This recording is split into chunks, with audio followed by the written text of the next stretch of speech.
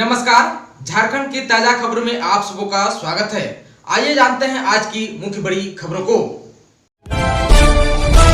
झारखंड में बेरोजगारी भत्ता पर क्या बोले श्रम मंत्री सत्यानंद भोक्ता, कब से भत्ता देने की है तैयारी, आइए विस्तार से जान लेते हैं। झारखंड के श्रम मंत्री सत्यानंद भोक्ता ने कहा है कि अप्रैल 2022 से युवकों को बेरोजगारी भत्ता दिया जाएगा। यह राशि 5 और 7 हजार रुपये होगी। कुछ तकनीकी वजहों से इसमें विलंब हो रही थी। उन्होंने कहा कि मार्च 2021 में हुई कैबिनेट की बैठक में ही बेरोजगारी भत्ता का प्रस्ताव पारित हो गया था।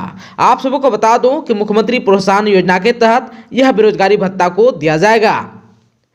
झारखंड के श्रम मंत्री सत्यानंद भोक्ता ने कहा कि स्नातक पास बेरोजगारों को 5 हजार रुपये भत्ता हर महीने दिया जाएगा, जबकि स्नातकों उत्तर पास को 7 हजार रुपये का भत्ता प्रतिमाह दिया जाएगा। वैसे बेरोजगारों को भी भत्ता दिया जाएगा जिनकी नौकरी की उम्र सीमा पार हो गई हो और उन्हें कोई रोजगार नहीं मिला है। उन्होंने कहा कि भत्ता लेने के लिए नियोजनालय में निबंधित होना होगा।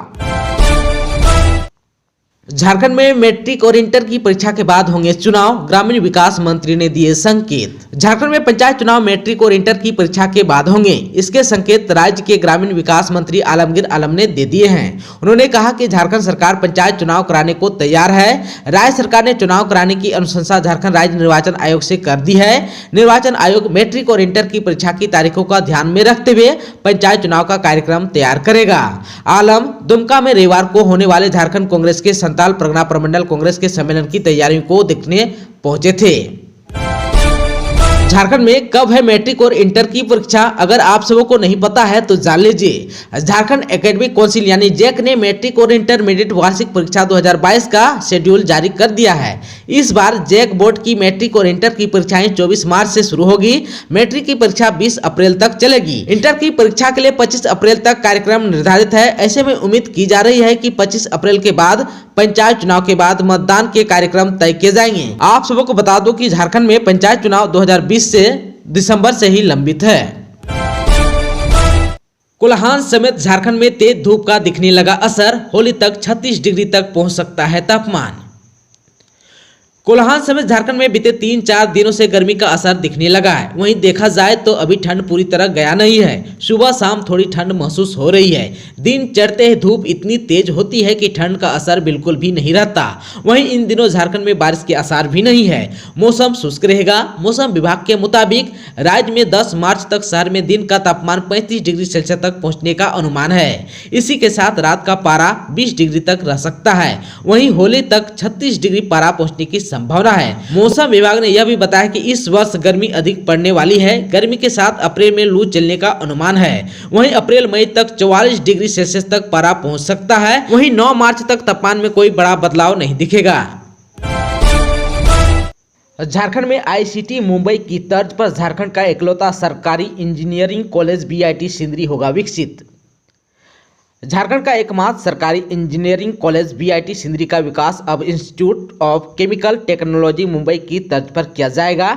आईआईटी कानपुर की 3 सदस्यीय टीम ने बीआईटी सिंदरी का निरीक्षण कर उच्च और तकनीकी शिक्षा विभाग को अपनी रिपोर्ट सौंप दी है। इसमें कमेटी ने बीआईटी सिंदरी के स्वर्णिम इतिहास को देखते हुए इसके सर्वांगीण विकास पर ध्यान देने की बात कही है। संस्थान में समुचित फैकल्टी सहित आधारभूत संरचना के विकास और स्वायत्तता पर ध्यान देने की बात भी कही गई है। झारखंड पुलिस को मिली बड़ी कामयाबी, अंतर्राज्यीय शराब तस्कर को विदेशी शराब के साथ किया गिरफ्तार। चतरा में स्थानीय थाना क्षेत्र के झारखंड बिहार सीमाना के गोसाईडीह गांव के समीप शुक्रवार की रात पुलिस ने अवैध विदेशी शराब के साथ एक अंतर्राज्यीय तस्कर को गिरफ्तार किया है। पुलिस ने 78 बोतल विदेशी शराब जब्त किया है। विदेशी अवैध शराब टेम्पो से छुपाकर बिहार ले जाने की तैयारी की जा रही थी। इसी क्रम में पुलिस को गुप्त सूचना मिली और त्वरित कार्रवाई करते हुए तस्करों की योजना पर पानी फेर दिया। पुलिस ने टेम्पो चालक को गिरफ्तार कर लिया है। पुलिस सूत्रों ने बताया कि टेम्पो चालक तस्करी में लगातार संलिप्त रहा था। छापेमारी पुलिस अधीक्षक राकेश रंजन को मिली गुप्त सूचना के आधार पर हुई। छापेमारी का नेतृत्व प्रशिक्षु डीएसपी धनंजय कुमार राम कर रहे थे। साथ में पुलिस निरीक्षक प्रमोद पांडे, सहायक अवर निरीक्षक कांग्रेस यादव और जिला बल के जवान शामिल थे। रविवार को झारखंड बंद की चेतावनी, हेमंत सोरेन की 2 नीतियों को लेकर विरोध।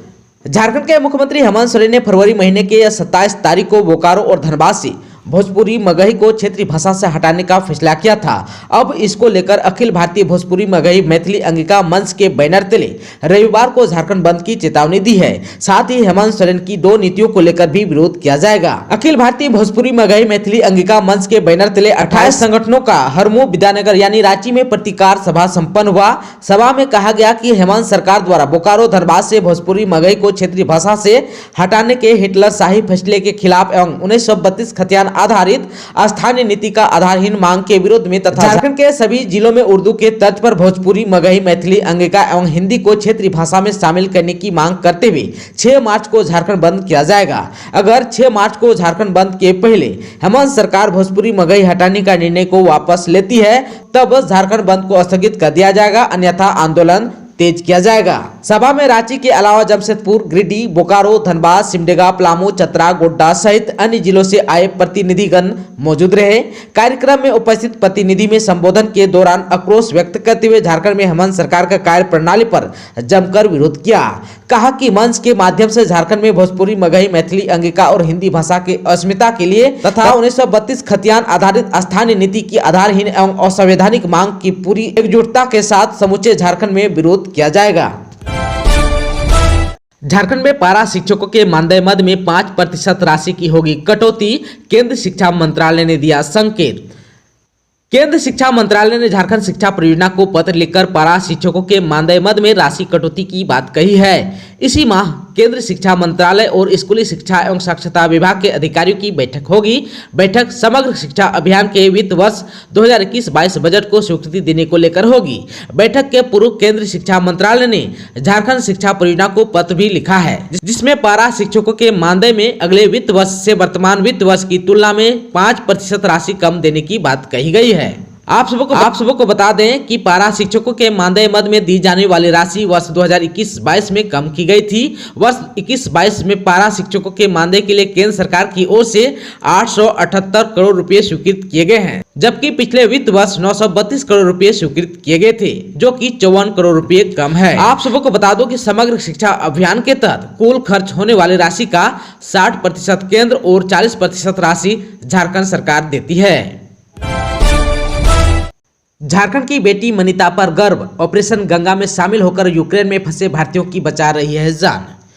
रूस यूक्रेन जंग के बीच यूक्रेन में फंसे भारतीयों को वापस लाने के लिए ऑपरेशन गंगा की शुरुआत की गई है। ऑपरेशन गंगा के तहत एयर इंडिया और अन्य विमानों के जरिए यूक्रेन से भारतीयों को वापस इंडिया लाया जा रहा है। ऐसे में आप सबको बता दें कि झारखंड की एक ऐसी बेटी के दास्तान जिसे सुनकर हर झारखंड वासियों को गर्व होगा। रांची की मनीता को भारत सरकार ने ऑपरेशन गंगा के लिए चुना है। मनीता 25 फरवरी से रोमानिया में रहकर यूक्रेन में फंसे भारतीय नागरिकों की मदद कर रही है। उन्होंने न्यूज 18 की टीम को बताया कि यूक्रेन में स्थिति दिन प्रतिदिन खराब होती जा रही है। इंडियन स्टूडेंट कोई पैदल तो कोई बस के माध्यम से यूक्रेन बॉर्डर तक पहुंच रहे हैं। स्टूडेंट्स जब यूक्रेन से रोमानिया के बॉर्डर तक पहुंचते हैं तो वहां पर मौजूद भारतीय अधिकारियों को देखकर वे राहत की सांस ले रहे हैं। कई बच्चे घबराए हुए भी हैं, तो कई बच्चे हमारे साथ दूसरों की भी मदद करने में लग जाते हैं। जेएसएससी ने परीक्षा का संशोधित कैलेंडर किया जारी, जानिए कब होगी परीक्षाएं।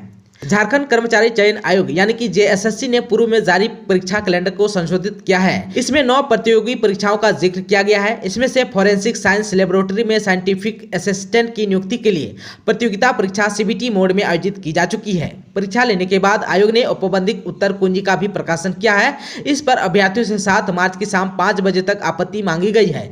झारखंड स्नातक योग्यताधारी संयुक्त प्रतियोगिता परीक्षा के लिए आवेदन ऑनलाइन जमा हो रहा है। परीक्षा मई के अंतिम सप्ताह में संभावित है। वहीं झारखंड डिप्लोमा स्तरीय संयुक्त प्रतियोगिता परीक्षा का संभावित आयोजन अप्रैल के अंतिम सप्ताह में होगा। इसके अलावा तकनीकी या विशिष्ट योग्यताधारी स्नातक संयुक्त प्रतियोगिता परीक्षा, इंटरमीडिएट स्तरीय प्रतियोगिता परीक्षा, मैट्रिक स्तरीय प्रतियोगिता परीक्षा सहित 9 परीक्षाओं से संबंधित संशोधन कार्यक्रम जारी किया गया है। परीक्षा से संबंधित ज्यादा जानकारी के लिए आप आयोग की वेबसाइट पर जा सकते हैं। झारखंड के 7 जिले संक्रमण मुक्त, 4 जिलों में कोरोना के 1 से 2 केस एक्टिव, 20 नए मरीजों की हुई है पहचान।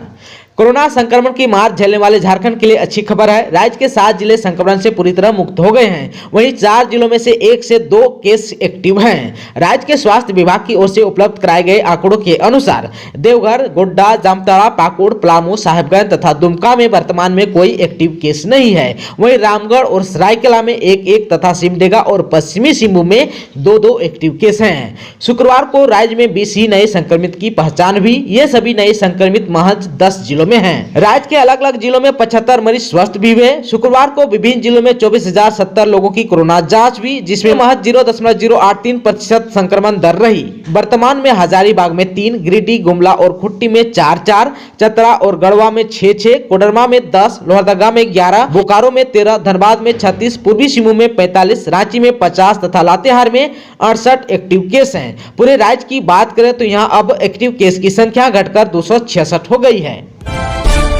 झामुमो का 49वां स्थापना दिवस, दिसम गुरु शिबू शरण बोले, विकास में बाधक हड़िया से दूर रहें।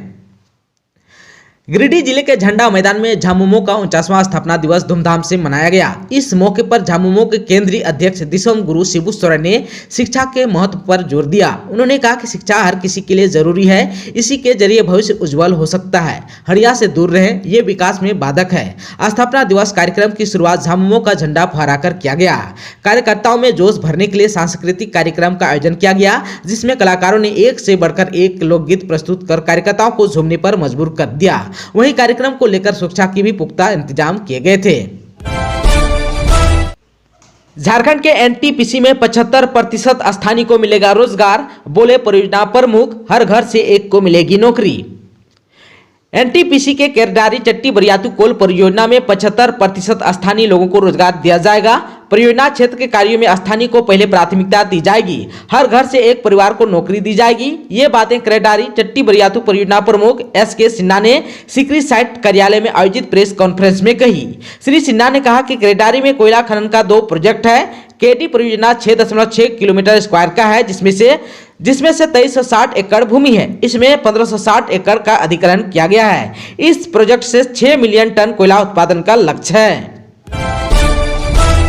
झारखंड में पुलिस अधिकारी बनकर करते थे वसूली, होटल संचालक से ठगी मामले में 2 और चढ़े पुलिस के हाथ थे। झारखंड की राजधानी रांची में पुलिस अधिकारी बनकर ठगी करने का मामला सामने आया। पुलिस ने इस मामले में 3 आरोपियों को गिरफ्तार कर लिया है। डीएसपी एवं बड़ा बाबू बनकर वसूली करने के आरोपी जहांगीर खान उर्फ लाडलू, इनका पिता मकबूल खान महवा टोली और मांझी रांची के रहने वाले, एवं फिरोज खान पिता स्वर्गीय सिराजुद्दीन खान कुमरिया पिटोरिया रांची के रहने वाले को पुलिस ने गिरफ्तार किया है। इस मामले में एक आरोपी रघु सिंह को पहले ही पुलिस ने गिरफ्तार कर जेल भेज दिया। रांची के नामकुम थाना में प्रेस वार्ता कर ग्रामीण एसपी नौशाद आलम ने यह जानकारी दी।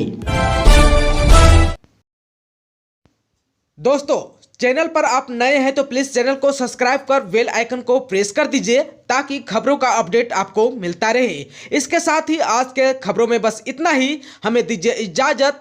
नमस्कार।